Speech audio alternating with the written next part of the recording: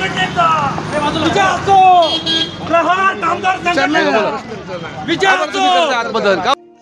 Nashik road Maldhakka इथं प्रहार कामगार संघटनेच्या कामगारांवर राजकारण्यांमुळे उपासमारीची वेळ आली। तत्कालीन मंत्री बच्चू कडू यांचे निर्देश असतानाही या संघटनेला काम मिळू दिलं जात नसल्यानं प्रहार कामगार संघटनेचे प्रमोद सोनकांबळे यांनी सातपूर कामगार उपायुक्तांच्या कार्यालयासमोरच आज दुपारच्या सुमारास स्वतःच्या अंगावर पेट्रोल ओतून आत्मदहन करण्याचा प्रयत्न केला, परंतु सातपूर पोलिसांनी वेळेत हस्तक्षेप करून सोनकांबळे यांना ताब्यात घेतल्यानं मोठा अनर्थ टळला। विजय असो, प्रहार कामगार संघटनेचा विजय असो, प्रहार कामगार संघटनेचा विजय असो।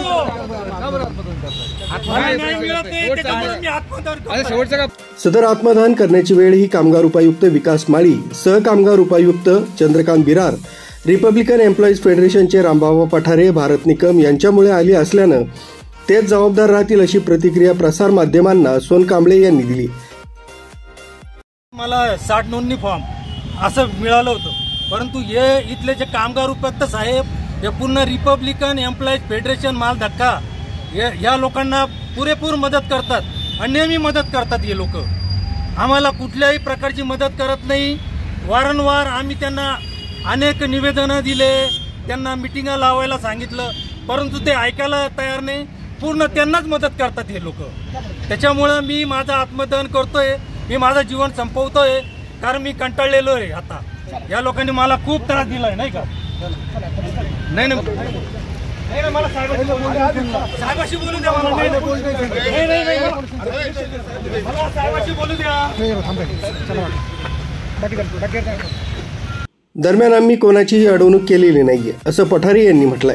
सोनकांबळे यांनी दिलेली पत्रकातील माहिती अशी की प्रहार कामगार संघटना संस्थापक बच्चू कडू कामगार मंत्री असताना प्रहार कामगार संघटना तसंच रिपब्लिकन एम्प्लॉईज फेडरेशनचे रामबाबा पठारे यांची मंत्रालयात बैठक झाली। कामगार नेते नरेंद्र पाटील तसंच कामगार युनियनचे पदाधिकारी उपस्थित होते। रामबाबा पठारे यांनी प्रहार संघटनेला 2 बॉक्सचं काम तसंच 60 नोंदणी फॉर्म देण्याचं मान्य केलं। मात्र मंत्र्यांचे आदेशपत्र मिळून देखील 5 वर्ष होऊनही प्रहार संघटनेच्या सदस्यांना कामगार उपायुक्तांनी न्याय दिला नाही।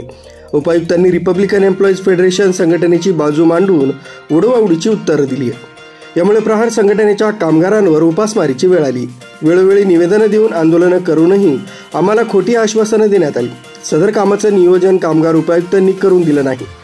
त्यामुळे आज दिनांक 24 जुलैला सातपूर इथल्या कामगार उपायुक्त कार्यालयासमोर आत्मदहन करण्याचा प्रयत्न केला। या संपूर्ण घटनेस विकास माळी, सहकामगार उपायुक्त चंद्रकांत बिरार, रामबाबा पठारे, भारत निकम, अनिल हिरे, राजू मोकळ, दीपक वाघ, प्रभाकर रोकडे, महेंद्र आहिरे, सुभाष आहिरे, सम्राट गायकवाड, लखन गवळी, रवी जगताप हे जबाबदार आहेत असं प्रहार संघटनेचे प्रमोद सोनकांबळे यांनी सांगितलंय। प्रमोद सोनकांबळे यांनी आत्मदहनाचा प्रयत्न केल्यामुळे त्यांना सातपूर पोलिसांनी ताब्यात घेतलंय। मुख्य संचालक रवींद्र जाधव, लोकराज्य न्यूज, नाशिक।